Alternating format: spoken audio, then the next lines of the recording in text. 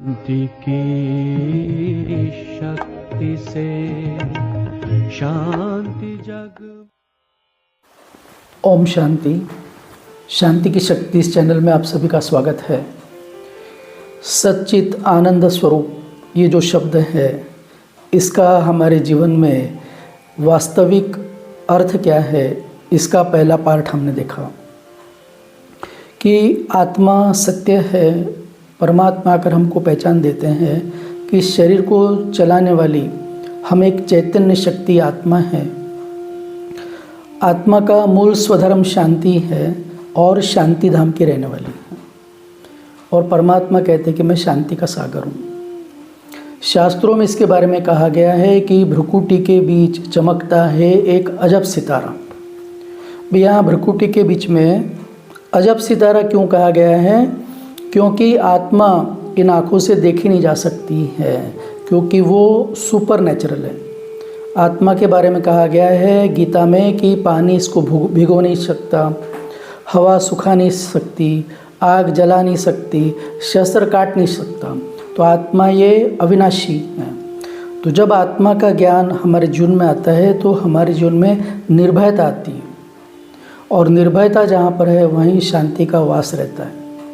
फिर हमने सुना है अंग्रेजी में कविता, twinkle twinkle little star how I wonder what you are. जो आत्मा है एक लिटिल स्टार है और वो वंडरफुल है। वंडरफुल क्यों कहा गया है? कि छोटी सी आत्मा, इसके अंदर अनेक जन्मों का पार्ट भरा हुआ है। जिस प्रकार मेमोरी कार्ड के अंदर कितना सारा डाटा रहता है, जब हम उसको प्लेयर में लगाते हैं तो वो मेमोरी कार्ड बजने लगता है।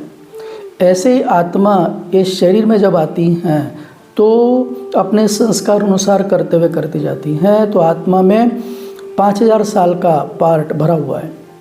तो इसलिए इसको कहा जाता है अजब सितारा। वो आसमान के सितारे हैं, हम धरती के सितारे हैं।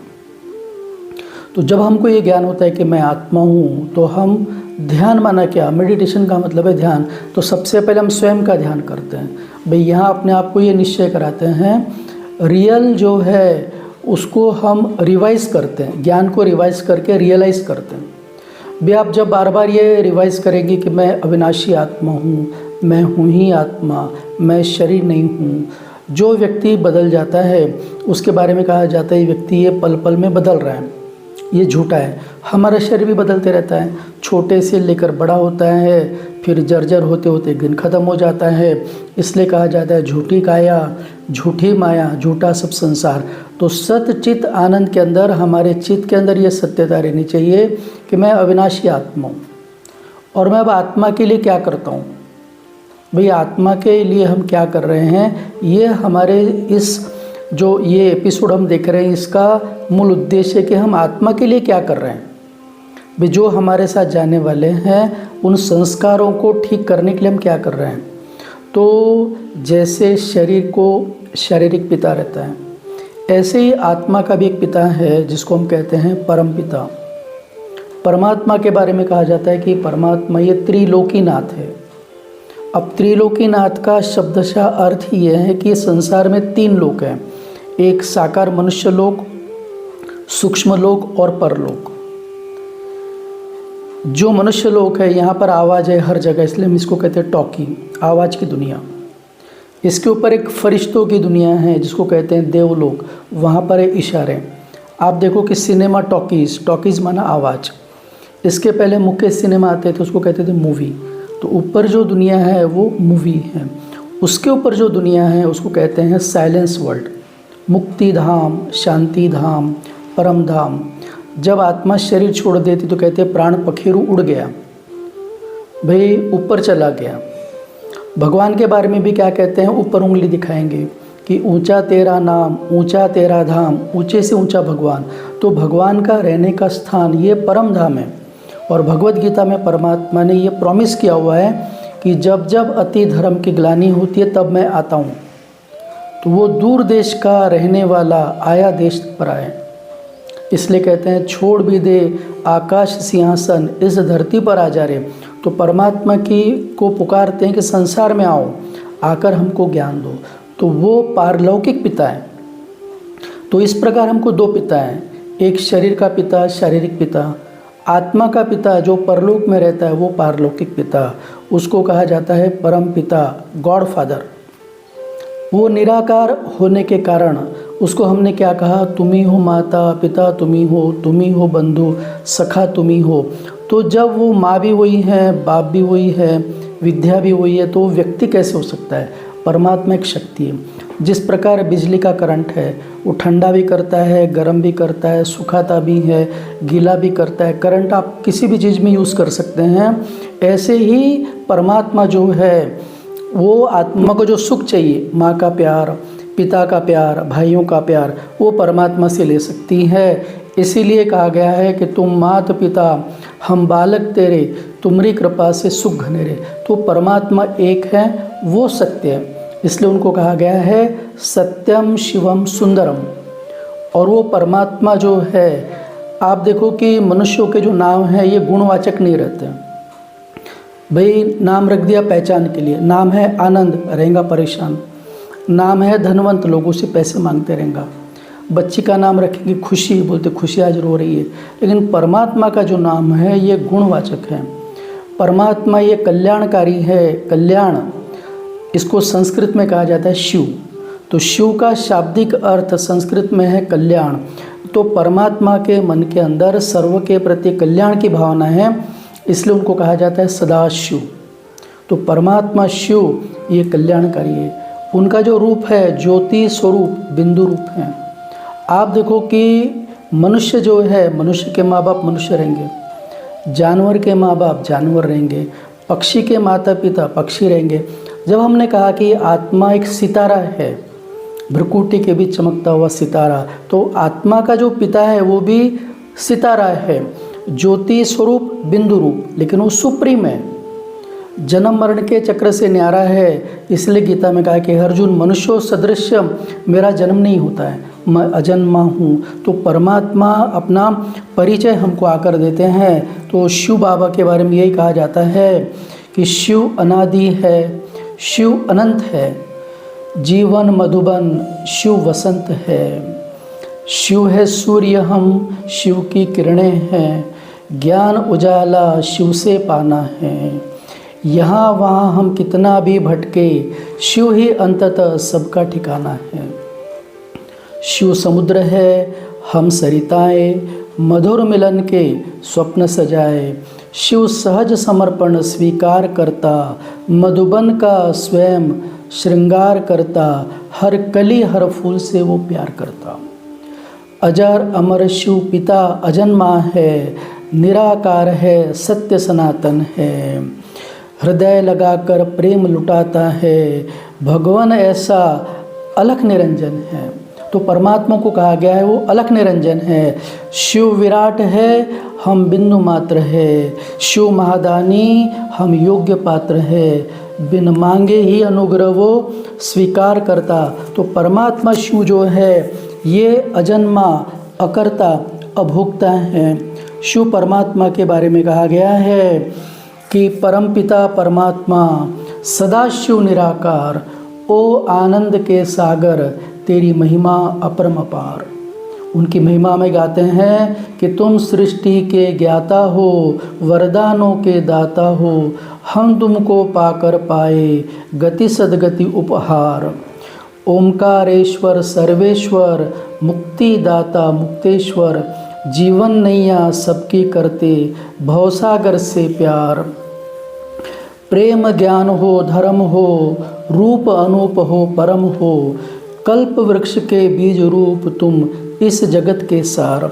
तो परमात्मा की महिमा के बारे में कहा गया है कि अगर समुद्र को स्याही बनाओ, सारे जंगल की कलम बनाओ और सारे पृथ्वी की कागज बनाओ, साक्षात विद्या की देवी सरस्वती अगर परमात्मा की महिमा लिखना चाहे तो भी लिख नहीं सकती है। लेकिन आज हम देखते हैं कि एक परमात्मा होने के बावजूद हमारी बुद्धि अनेकों में भटकती रहती है, अनेक व्यक्तियों में, अनेक वस्तुओं में, साधुओं में भक्ति की कितनी सामग्री है, जबकि परमात्मा तो एक है और हर एक ने परमात्मा का अपना अपना परिचय दिया है। इसको हम समझने की कोशिश करेंगे कि जैसे एक हाथी है, हाथी के चारों तरफ 4 अंधे खड़े हैं। एक अंधा हाथी के पैर के पास खड़ा है। उसको पूछा हाथी कैसा है? उसने हाथी को पैर को हाथ लगा के देखा, बोलता हाथी खंबे जैसा है। दूसरा अंधा जो हाथी के पीठ के पास में था, उसने पीठ को हाथ लगा के देखा, वो कहता है हाथी दीवार जैसा है। तीसरा अंधा जो है वो हाथी के कान के पास है, उसने हाथी के कान को हाथ लगा के देखा, वो कहता है हाथी सूप जैसा है। चौथा अंधा जो हाथी के सूंड के पास खड़ा है, उसने सूंड को हाथ लगा के देखा, वो कहता है हाथी ये रस्से जैसा है। तो जिसको जैसा अनुभव हुआ वैसा उसने हाथी का परिचय दिया, लेकिन वास्तव में हाथी जो है न तो खंबे जैसा न दीवार जैसा। ऐसे ही परमात्मा का कहते हैं कि मेरा परिचय देने के लिए स्वयं मुझे आना पड़ता है, मेरा स्वरूप दिखाने के लिए मुझे तुमको दिव्य दृष्टि का वरदान देना पड़ता है। तो परमात्मा स्वयं आकर अपना परिचय देते हैं कि निजानंद स्वरूपम शिवोहम शिवोहम, प्रकाश स्वरूपम शिवोहम शिवोहम, ज्ञान स्वरूपम शिवोहम शिवोहम, आनंद स्वरूपम शिवोहम शिवम। तो शिव परमात्मा जो है वो ज्योतिर्स्वरूप बिंदु रूप हैं। और इसीलिए आप देखो कि शिव का ध्यान करना पड़ता है। लेकिन हम स्नान करते इसलिए देवताओं को नहलाते हैं, हम खाते इसलिए उनको भोग लगाते हैं, हम श्रृंगार करते इसलिए उनका श्रृंगार करते, लेकिन हमारा मन कहाँ लग रहा? भाई सत्य में जब चित्त लगेगा, चित्त कहाँ हमारा लग रहा है, तभी आनंद आएगा। तो इस कारण परमात्मा जो है उसको कहते हैं ज्योतिर्लिंग। शिवलिंग को कहा गया है ज्योतिर्लिंग, तो ज्योति का प्रतीक है वो। वास्तव में परमात्मा शिव ज्योति स्वरूप बिंदु रूप है। इसलिए आप देखो कि जब भी कोई आरती करते तो दिया जलाएंगे।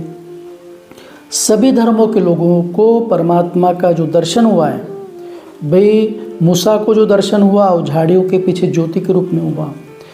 क्राइस्ट को क्या दर्शन हुआ कि वो प्रकाश स्वरूप है। कहीं क्राइस्ट कहता है गॉड इज़ लाइट। मुस्लिम धर्म के लोग कहते हैं नूरे इलाही, नूर माना प्रकाश है। गुरु नानक जी ने भी कहा एक ओमकार निराकार, परमात्मा ये निराकार हैं। साईं बाबा भी कहता है सबका मालिक एक। तो सभी एक तरफ उंगली बताते हैं। तो हमने सब मिक्स कर दिया है। इस संसार में 800 साढ़े 800 करोड़ मनुष्य आत्माएं, उसमें से 33 कोटि देवी देवता हैं, फिर कुछ महान आत्माएं हैं, कुछ धर्म आत्माएं हैं, कुछ पुण्य आत्माएं, कुछ पाप आत्माएं, और जो अपने मनमानी चलते उनको कहते हैं मानव आत्माएं। लेकिन परमात्मा एक है। वो परमात्मा को हमने सब में मिक्स कर दिया है। जिस प्रकार एक सूर्य है, एक चंद्रमा, एक ही धरती माता, दया करो प्रभु एक बने सब, सबका एक से नाता, सबका मालिक एक, फिर क्यों बटा हुआ संसार है। वे सभी कहते हैं मालिक एक है, फिर बटा हुआ संसार क्यों है। तो परमात्मा आकर अपना जब सत्य परिचय देते हैं और वो परिचय के आधार पर जब हमारा मन उस परमात्मा में लगता है तो परमात्मा की गुण और शक्तियाँ हमारे जीवन में आती हैं। तो आप देखो कि जहाँ भी ईश्वर शब्द है, रामेश्वर राम का ईश्वर शिव, गोपेश्वर श्री कृष्ण का ईश्वर शिव, मुक्तेश्वर पापकटेश्वर, ओंकारेश्वर, सर्वेश्वर, देवेश्वर, अचलेश्वर, जनेश्वर, ईश्वर शब्द जहाँ भी आएगा वहाँ शिवलिंग दिखाई देगा। उसके पश्चात नाथ माना स्वामी, नाथ का मतलब है मालिक। विश्वनाथ शिवलिंग है। पशुपतिनाथ नेपाल शिवलिंग है। सोमनाथ है ज्ञान का स्वामी शिवलिंग। अमरनाथ अमर आत्मा का नाथ शिवलिंग। तो हिंदू धर्म में कश्मीर से लेकर कन्याकुमारी तक, द्वारका से लेकर बंगाल तक देवताओं ने, साधुओं ने, असुरों ने, ऋषियों ने, मनुष्यों ने, सब ने शिव को माना। और इसलिए कहते हैं शिव समान दाता नहीं, विपत्ति विदारण हार, लज्जा मोरी राखियो नंदी के अवतार। तो शिव परमात्मा जो है उसको औढ़रदानी कहा जाता है, भी भोले बाबा कहा जाता है। बाबा का मतलब है पिता। बाबा शब्द किसी के सामने नहीं लगता है, भी राम बाबा नहीं कहेंगे, कृष्ण बाबा नहीं कहेंगे, शिव बाबा कहते हैं। तो बाबा माना वो हमारा पिता है और हम सब बच्चे उसके आपस में भाई भाई है।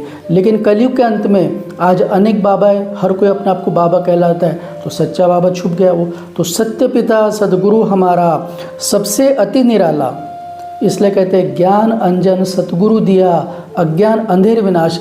भाई हमारे आँखों की रोशनी खत्म हो गई है कि हम न खुद को पहचानते हैं न परमात्मा को पहचानते हैं। तो परमात्मा आकर हमको ज्ञान का अंजन देते हैं, जिस अंजन के आधार पर हम स्वयं को जानते हैं कि मैं एक चैतन्य शक्ति ज्योति बिंदु आत्मा हूँ, और जैसे मैं आत्मा ज्योति बिंदु हूँ ऐसे मेरा पिता परमात्मा ये भी ज्योति बिंदु है, लेकिन वो इन आँखों से नहीं दिखता है। तो उसको देखने के लिए ज्ञान का तीसरा नेत्र चाहिए, और तीसरा नेत्र जागृत करने के लिए तपस्या करना पड़ता है। शंकर जी ने तपस्या की, तब यहाँ पर ज्ञान का तीसरा नेत्र खुला।